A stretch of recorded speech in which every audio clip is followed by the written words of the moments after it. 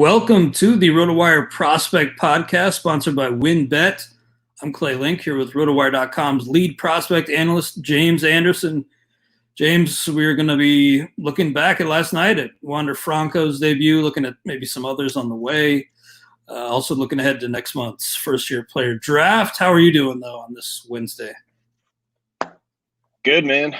Nice. Doing very well. How are you? I went to the optometrist this morning, and I'm back to contacts now, James. Nice. It's been about 5 years since I wore contacts. I just hated, just taking them in and out of my eye all the time. But now I can go to daily disposables. So how about that? Pretty exciting. I have some contacts that I sleep in for like weeks without taking them out. Oh, that's nice. I used to do that when I wasn't supposed to. I just, I got away from it, but then I got so sick of cleaning my glasses. I noticed every little smudge on those things. So now, I'm back to contacts. It's a little weird. My eyes are a little adjusting to. It's going to take. I did get these eyes on Wander last night, though. Fell behind 0-2 in his first at bat, then drew a walk. Obviously homered, and not really much to add. I know you're probably relieved that you don't have to answer prospect questions related to Wander anymore. You'll still have to answer dynasty questions, though. I feel for you. Yeah, no, it was a fun debut for him. But we keep our eye moving forward on who could be the next guys to get the call. Yeah, I think I said last week that I'd probably give up the stash on Franco in a 12. My timing this year has just been brutal. I don't know, man. Just don't have it this year, I guess. But still grinding away, and we're going to keep doing that. Other guys who could get the call at some point pretty soon. Kelnick, obviously. You'd think he'd come back maybe around the All-Star break, maybe a little before. What about Joe Adell? Is he going to be on Wander Franco's heels, do you think? We have to mention him, but I don't see any reason to think he would have success right away. There could be some power there that comes with a low batting average, but he just continues to produce and put up monster numbers, like just standard roto numbers with a horrible approach. So, worth mentioning Joe Adell, but even if he were to get the call, I think the strikeouts and the lack of walks would be a pretty huge issue. No, you kind of suggested that you were kind of leaning the other way after initially suggesting we could see Fidel Bruhan up before Franco. Then you kind of said, well, Bruhan had kind of hit the skids a little bit at AAA while Wander Franco was continuing to light it up. So they did not get the call at the same time. But do you think Bruhan's coming pretty soon? Is there a spot for him? Not really. I mean, you don't typically promote a guy when he's hitting let's see. In the month of June, he's hitting under the Mendoza line. So, you don't typically get a promotion for hitting a $188. So, he had a really hot start to the year. I'm really glad I did not bump him any higher than I did. I bumped him inside the top 20, but resisted the urge to move him even higher. And, any guy's going to have peaks and valleys in his season, but it's not like Bruhan's kicking the door down right now. The other guy there in that mix then is Josh Lowe, of course. We kind of talked about how it's maybe contingent on a Kevin Kiermaier long-term injury or a trade. Still kind of that same mindset where it's just got to get that obstacle out of the way. Yeah, but it has gotten to the point where I'd probably rather stash Lowe than Bruhan because Lowe's hitting really well. He's been keeping up his strong start, and they have a similar, Bruhan maybe has a slightly higher ceiling in terms of stolen bases that he could notch in one season. But I think just for this season, I think it would be very comparable if they both got the same amount of plate appearances. So Lowe's performing better. I wouldn't necessarily recommend stashing either guy in like a 15-team mixer with shallow benches, but if you were to stash one of those guys, I would go with low. Very nice. Then Jaron Duran's been a guy people have been talking about a lot. You've been throwing a little cold water on him, but he was, with the Olympic team for a little bit. Then he came back and was just picked up right where he left off with the affiliated club. And what are the main reasons of caution there? Just a lot of swing and miss, I assume. I think he would swing and miss a lot in the majors. Obviously more so than he's doing at AAA.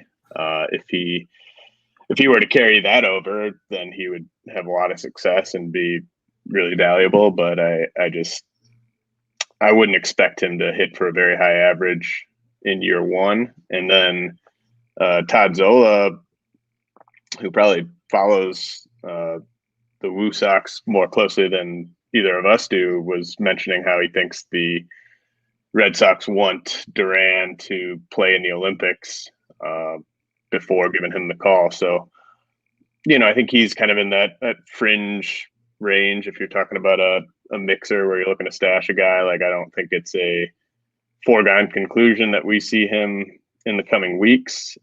So I think he's kind of right there with Josh Lowe in terms of how much I'd want to stash him.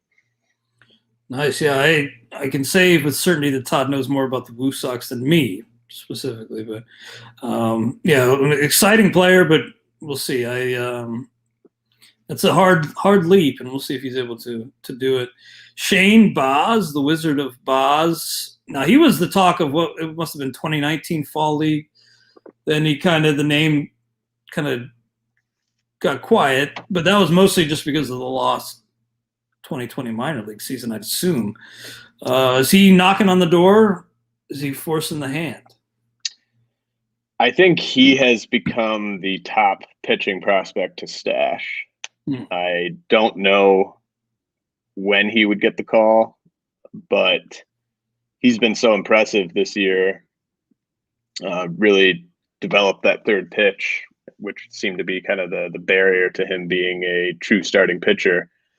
Now it just kind of seems like he's just firing on all cylinders, and obviously he's always had a very high ceiling because of the fastball and the breaking ball. But I mean, you just kind of look at what he's done this year, forced that promotion to AAA, like you said. He's hitting the ground running there. So I'm not sure if we see him before September, and maybe they even transition him to the big league bullpen down the stretch to manage his innings. But if we got the word that Baz was getting the call to make a start in the coming weeks, I think he'd be a must add everywhere. So you might want to get out in front of that. Yeah, I could definitely see that. I've kind of soured on stashing pitching prospects, but that's all right. I mean, that's just saw Jackson Kowar. That's the smart way to go, probably. But I mean, everyone wants something in terms of who should I be stashing. So I'm always trying to just add somebody good to my roster. So yeah, I've taken the chance on Manoah, Kowar. I had not Brady Singer, Daniel Lynch in this head-to-head league. So I've been picking up a lot of the youngsters, and they haven't been great. But I guess in Stake League, I'm losing some points, but stashing on Gilbert may be paying off at this point. He's been a lot better lately, Logan Gilbert. What about Edward Cabrera, James? Is he a guy who you think is going to debut, say, around the next month or so?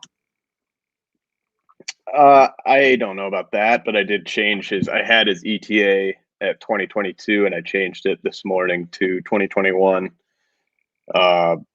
He's been on the IL with the biceps issue, but he's been pitching really well during his rehab stint. And I was pretty skeptical that he would be healthy enough to debut this year, but just based off his box scores and these rehab outings, it certainly seems like he's back to being the guy that we saw in 2019.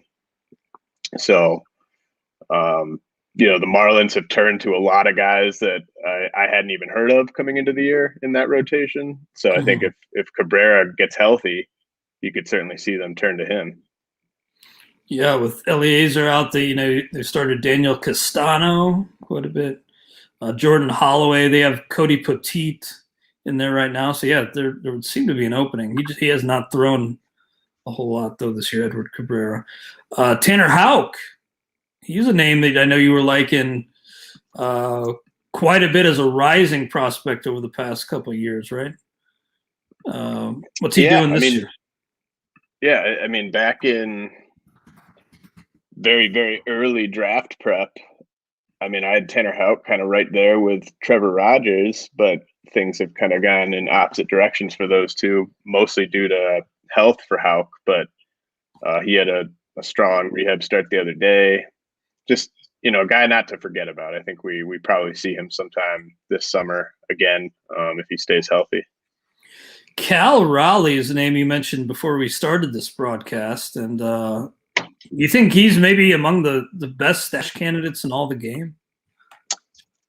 Yeah, I really do, and that's crazy to say for a catching prospect. And I haven't been super high on Cal Raleigh over the years, but it's really tough to argue with what he's doing at AAA right now. And the main thing is just the strikeouts have not been there. I thought he was going to be a just kind of your classic catcher who hits for power but strikes out too much to be that much of a net positive in fantasy. But I mean, he's got a strikeout rate under 15% at AAA. That's really impressive, especially for a catcher who's doing as much damage as he is at the plate. Obviously, very favorable hitting environment that he's playing in. But, if I mean, he could be a guy that really kind of moves the needle in two catcher leagues if he gets the call. I don't really know what the Mariners are waiting for at this point. I mean, they've got Tom Murphy and Luis Torrens ahead of him. Neither of them has been good enough as a two-way catcher to really get in the way of Raleigh, I wouldn't think. So, I mean, I'd rather stash Cal Raleigh right now than like Joe Adell or Vidal Bruhan, honestly, in two catcher leagues. In one catcher leagues, you probably would be getting maybe a bit too cute going after Raleigh because you would think that there's someone that you're already rostering who's as good, if not better. But in two catcher leagues, he's right up there.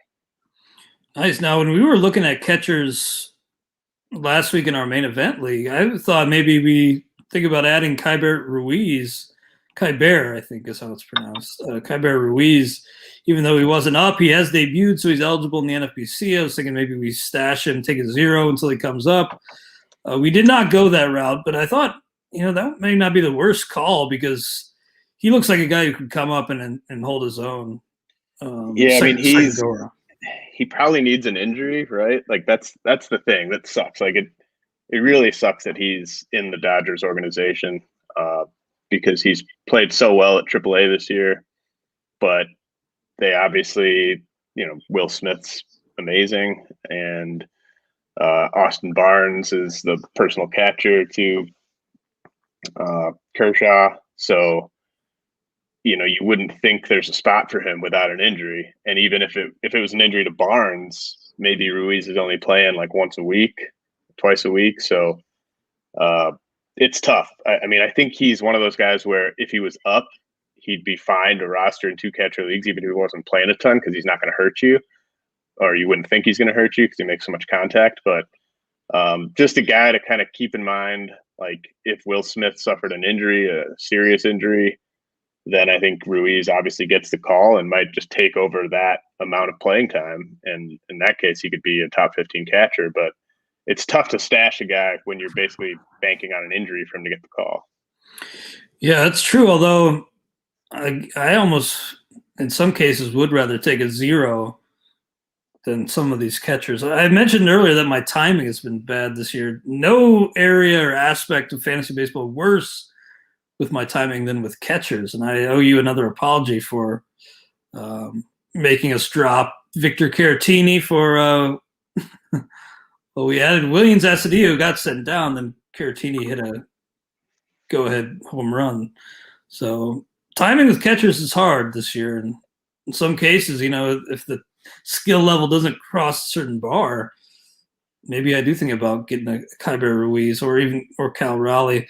I'd imagine you'd put Joey Bart behind those two guys if you're looking at rest of season. Yeah, I mean, I thought he was worth mentioning just because he's been doing a ton of damage at AAA, as you would probably expect, really, when you factor in his age and his experience. I mean, he's like the exact opposite of Kyber Ruiz, where you're going to get a lot of power, you would think, from Bart in the long run with probably a lower batting average, lower OBP. Uh, but I mean, I think we do probably see him sometime this summer, and he might be a guy where even if he's only playing a couple times a week, uh, might hit for enough power to justify going with him in a two catcher league. But if you told me all three of those guys were going to get the same amount of plate appearances the rest of the way, he would probably be third. Now, other guys just one step away at AAA. We have some AA names to talk about too, but guys right now at AAA. Anybody else you want to mention?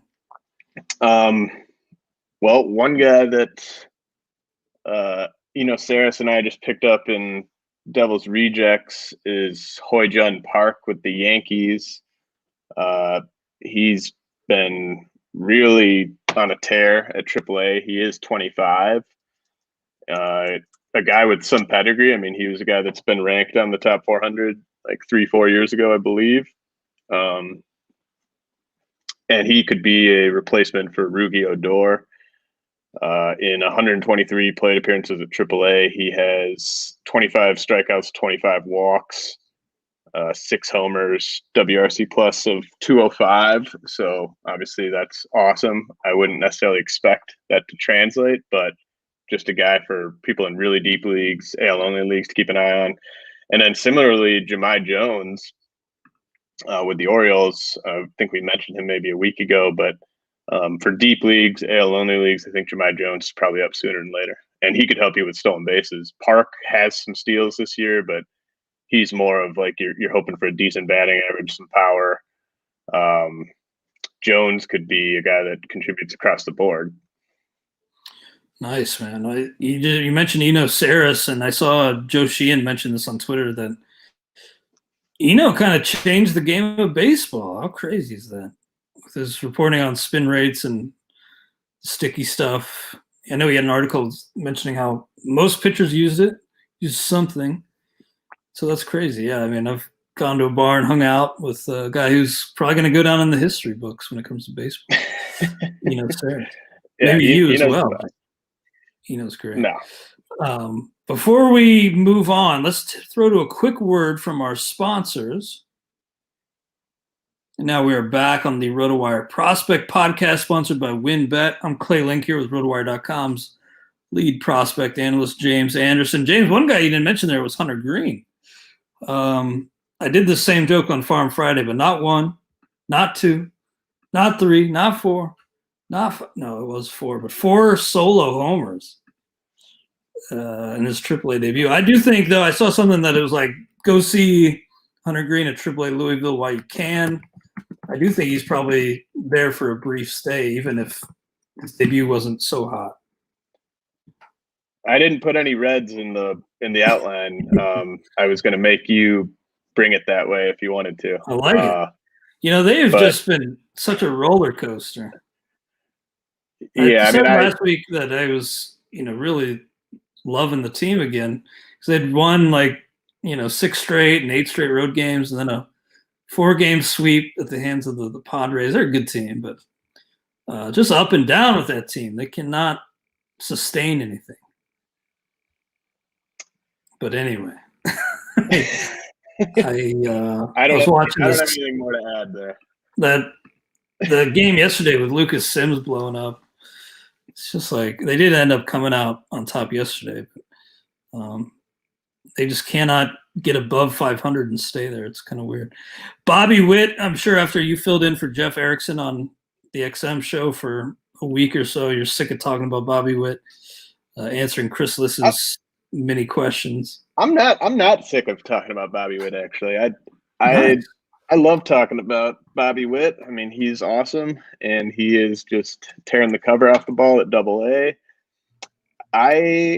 We mentioned a lot of guys at AAA. I think I'd rather stash Witt than a lot of those guys we mentioned at AAA, just because he has that game-changing upside. if everything were to break right for him later this summer. And there's still a very real chance that we don't see him at all this year, and you have to just accept that as reality. But there is a chance that we do see him, and he's got the strikeouts in check at AAA, and I mean, I wouldn't be surprised if he got the call to AAA before the end of this month. He's just been so red hot, and he's answered the call, and yeah, I mean, I love talking about Bobby Witt. All right, cool. I just figured you were maybe a little fatigued with that. He is batting 343, 410, 657 in the month of June. 4 homers, 5 bags. Pretty good player. I know you've talked before about the difference in protocols.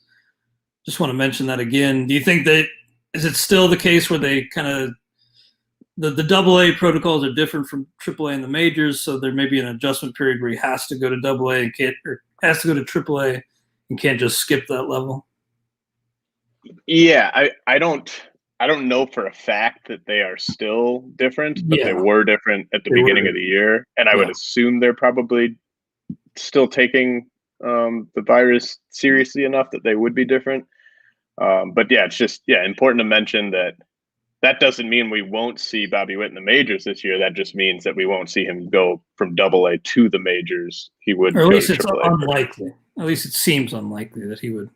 We've seen prospects make that jump before, obviously, but and if assuming he's fully vaccinated, maybe he could make that jump. But it does seem like maybe that will be a necessary step for him at AAA. I mentioned that my stake league team is kind of hemorrhaging points, but I do have Witt stashed along with Trout, so I'm gonna hopefully make a push over the last third of the season. Hard to believe we're almost at the halfway point, and the MLB draft coming up, of course. Before we talk about the draft, though, a little programming note.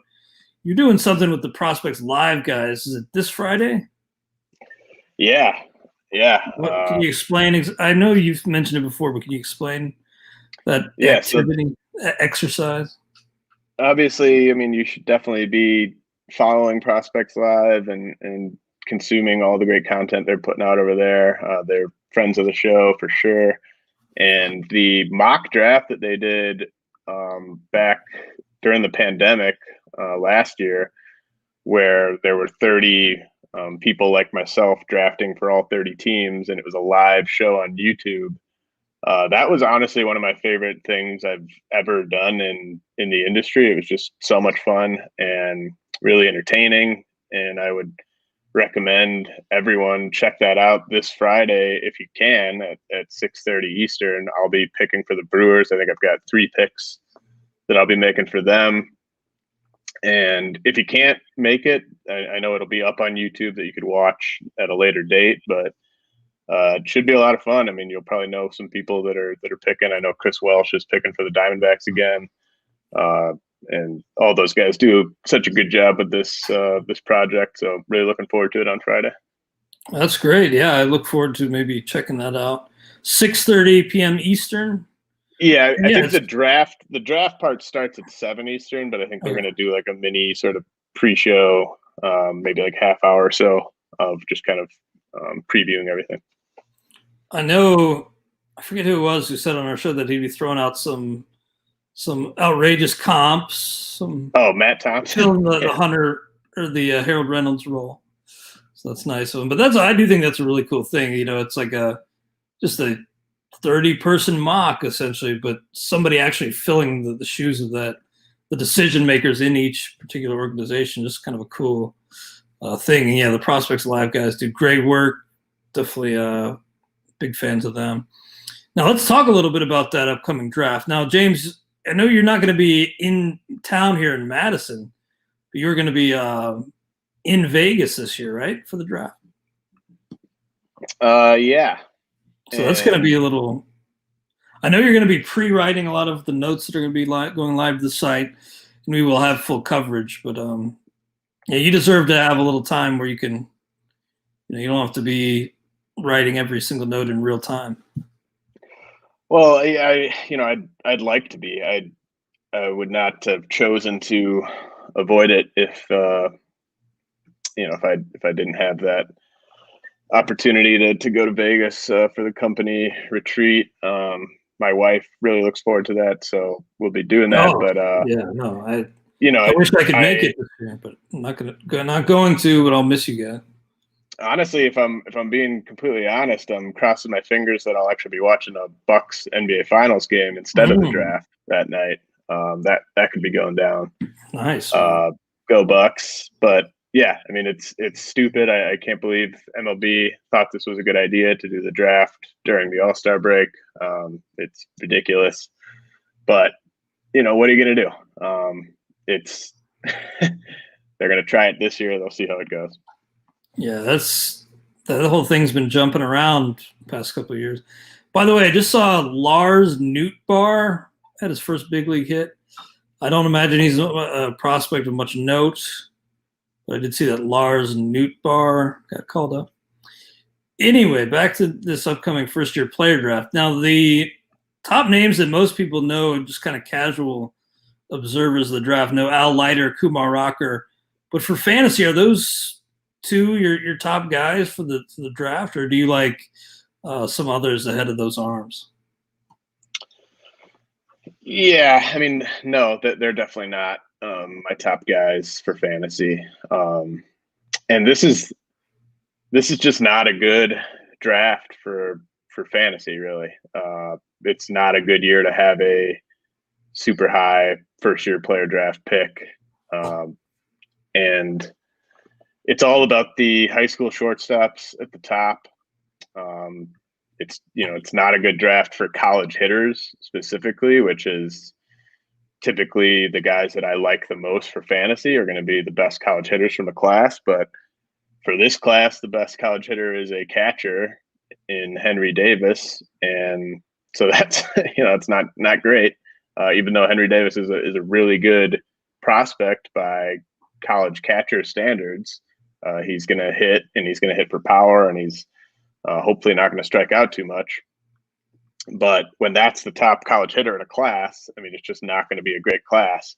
Now, there are three high school shortstops that I really like: Khalil Watson, Marcelo Mayer, and then to a lesser extent Jordan Lawler. But those guys, with some graduations ahead of that draft update, I would maybe expect Watson and Mayer to be inside the top 40. But they're almost certainly not going to enter the top 400 in the top 30. And usually we get at least someone from a draft class in the top 30, and sometimes there's multiple guys. So it's just, these guys have a lot of upside. I think Watson is probably my favorite from this class, Khalil Watson, just because I think his ceiling is the highest, and he's a ton of fun. I mean, he gets compared to Jazz Chisholm. I mean, it's not a perfect comp, but that kind of gives you an idea of the type of tools you're talking about. Marcelo Mayer is, I think there maybe are some Corey Seager similarities in terms of like what the fantasy upside is with him. Big time hitter, a guy that could hit for 310 if everything breaks right. He could compete for batting titles, but Watson and Mayer are still, we're talking like 3-4 years away in a best case scenario. So if those are the top two guys in the class, it's just not that great. Yeah, I hear you. So Khalil Watson sounds like will be the highest ranked player on your top 400, probably in the 40 to 50 range. If you were in the shoes of the Baltimore Orioles in this Prospects Live mock draft on Friday, again, you're picking for the Brewers, but if you were picking for the O's, would you take Khalil Watson, like in real life? See the number one real life player, or would you actually take maybe the catcher? I would take the college shortstops. I mean, Okay. it's not, it's not ideal to take a prep hitter that high, but I don't love the other options. And I mean, it's not even a good draft for college pitchers, really. Leiter and Rocker are fine. I mean, I think I like them about as much as I liked Casey Mize in his draft year, but I mean, I don't like either guy as much as I liked like Max Meyer in in last year's draft. So they're probably going to slot in outside of the top 50. The high school shortstops, you're going to have to wait. You're going to have to be patient, but you could dream on hitting on a superstar with one of them. And I think that's the whole point of the draft, is to chase that upside. Now, Kumar Rocker, I feel like, is the name from this class that I've heard about for the longest. And I feel like he was on, Pitching Ninja like 4 years ago, three, maybe it was only a couple. But it seems like he's just kind of been talked about for a long time. But has his stock taken sort of a hit over the last year or so? Yeah, for sure. I mean, I think a year ago he was the favorite to be the number one pick. He probably won't be the number one pick, and it's just there's a lot to like there, and I'm rooting for him. I mean, he's very easy to root for. You love the passion that he pitches with, and how competitive he is out there. But it's mostly two pitches right now, and so and I think the velocity and the command have kind of come and gone a little bit this year. So, I mean, there are definitely some things that you can point to and say, this is why he's not a top 5 pick. I mean, I wouldn't necessarily have him fall outside my top 5 if I was a real life GM, but he's not a finished product. I mean, you need to develop that third pitch. So when you're doing this Prospects Live mock draft, I'm looking at the draft order right now. So the Brewers, 15th. Who are you eyeing up at 15? Who's on the I'm not going to say, man. I'm not going to. Oh, wow. I'm not going to divulge that. You're not going to tip your hand at all, huh? No. Close to the vest. It's fine. I very, very much want to get my guys in this, and I do not want to get scooped. I mean, it's not. I love it, but you're kind of implying that maybe it's not anybody who the mock drafts would maybe have around there.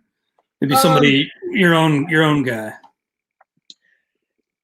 Yeah, I mean, I wouldn't necessarily say that. It's just it's so wide open to me. Like outside of the top 7 or 8 picks, like nobody would surprise me. Like we're talking like pick 9, pick 10, pick 11. Like I think you're just going to see all kinds of craziness happening. And so, I mean, I expect certain guys to be there, but I don't feel super confident about anyone being there necessarily. So, it's going to be. You don't have to tip your hand. You don't have to. Yeah. I hope you get your guy, and I hope you can let us know maybe next week who you got. And I'll be honest, like on the broadcast, like when they bring me in, if I get who I wanted, then I will say that I got who I wanted. If I got sniped on someone, I will give credit to whoever sniped me and say that was the guy that we were eyeing up. So yeah, hopefully we can review this a little bit next week. Oh yeah, we're definitely reviewing it for sure. That'd be cool. One of the selling points too with that whole YouTube broadcast and thing they got going on is they actually have their own video of a lot of these prospects, right? I mean, those guys have a lot of their own video that they put out there, which I think is really cool. The Reds, it looks like they got 2 first rounders. They got that number 30. And then and 35. Wow, they got 17, 30, and 35. They better do something good with those picks. 30 is the comp pick for Trevor Bauer. So, yeah. I look forward to that and look forward to reviewing that next week. James, any other prospect-related topics you want to throw out there or mention briefly before we draft our walk-up music? Well, yeah, just really quickly, a couple other wild cards, that guys that have really been hitting well at AA that I think there's a slight chance we could see this year would be Josh Young, who's been awesome since getting activated off the IL. If he just continues to tear the cover off the ball, we could see him later this summer. And then Nolan Gorman. He's going to be a riser on the next update if he keeps up what he's doing, and you'd think the Cardinals, they're competitive enough and in win now mode to the point where they would probably give him a look if he keeps this up. And yeah, just wanted to mention those two guys since they're doing so well at AA. But yeah, let's get to the walk up tracks. Real quick though, I just don't want to leave these commenters hanging. One was from Twitter, and one is a live comment on the actual show. Brady House, any thoughts on him? Yeah, I didn't mention him because I am a little lower on him. He's a guy that could go 1-1. I mean, he could be the first player taken in the draft. That would not surprise me at all. He's going to be very coveted by teams that really value exit velocity and hard hit data and stuff like that. But I tend to shy away from prep hitters with hit tool concerns. Like, there's so much risk with any prep hitter, even the ones like some of the guys that we thought were extremely low risk. Like Mickey Moniak was supposed to be extremely safe as a prep hitter, and he never developed. So the guys that there's actually significant risk with the hit tool coming into the draft, like that's so much risk. And the guy's 4 or 5 years away from the majors. I mean, House is at least 4 years away from the majors. So you factor in the ETA, the fact that he's not going to be a 5 category guy. Probably at best, he's going to be like a 3.5 category guy. It's just, there's a ton of risk there. So he might not even be ranked in the top 100 after the draft. Damn. Okay. And then finally, Chris Johnson tweeted at us, wanted to know about Tyler McGill, or maybe Taylor McGill. Yeah, honestly, I don't know a ton about him. Have not watched him at all. I know that the production at AA and AAA were pretty impressive. I would not start him today against Atlanta. I think that's one you want to avoid. Yeah, that's pretty scary. But I mean, watch how he does, and we'll see how he does. I mean, if he looks really impressive and he's got 3 pitches that look solid and he's throwing strikes, then maybe he's a guy to go add, or maybe you start him in his next start. But I'm going to learn about him today, just like everyone else, because I have not seen him pitch yet. Looks like he's made like 8 starts in his pro career. 25 years old though. So well, 8 starts this year. Oh, just this year. Okay, maybe I was just looking at. Okay, I'll have to look at the rest of his resume. But okay, yeah, starting today. But yeah, that's a pretty scary matchup. But he's 25, so maybe he's advanced enough at his age to handle big league pitching or big league hitting. So James, what are you drafting this week for your walk-up music? I'm going to take Popular Demand. In parentheses, Popeyes is the track, and that's Clips and Cameron. That's one of my favorite songs ever, probably. And you know a song's going to be good when it has a parentheses subtitle. You just know, like, yeah, you just know it's going to be good. There's like some LeBron James shade in that track. I mean, there's just lots of awesome lyrics from Clips and Cameron. Okay, I'm trying to think of the song. Oh, it was a mystical song. I told you that after I picked a mystical song, I was going to be. I kind of got down that rabbit hole. And one of them was maybe Danger. I forget what the in parentheses title was. I got down the mystical rabbit hole after choosing "Here I Go" for this, and I want to thank our buddy Andrew Redding for maintaining the playlist. I've been listening to it on Spotify here or there. I take some walks. It's shaping up to be a hell of a playlist.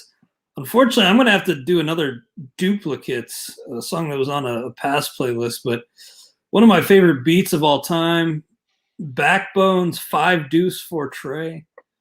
I absolutely love that beat, and a hidden gem too. Plus, just a great way to, if you hear the first few notes of that track, just a great way to walk up to the plate. Plus, I actually have 5 Deuce for Trey in my gamer tag, James. We talked about how this is the era of the gaming injuries, and I think if I were I'm nursing a few day-to-day issues. By the way, Hey, I told you last week I was going to get a Series S Xbox. I and landed then one. I And it's said, I don't know great. what that is. Yeah, you said I have no idea what that is. But I will bet someday you'll be an Xbox Game Pass subscriber because this Game Pass thing is kind of changing. It just changes, blew my mind. Wow. It's kind of All like right. Netflix for gaming. I know you're not a big gamer. I mean, I I think. can't. I just don't have time, man.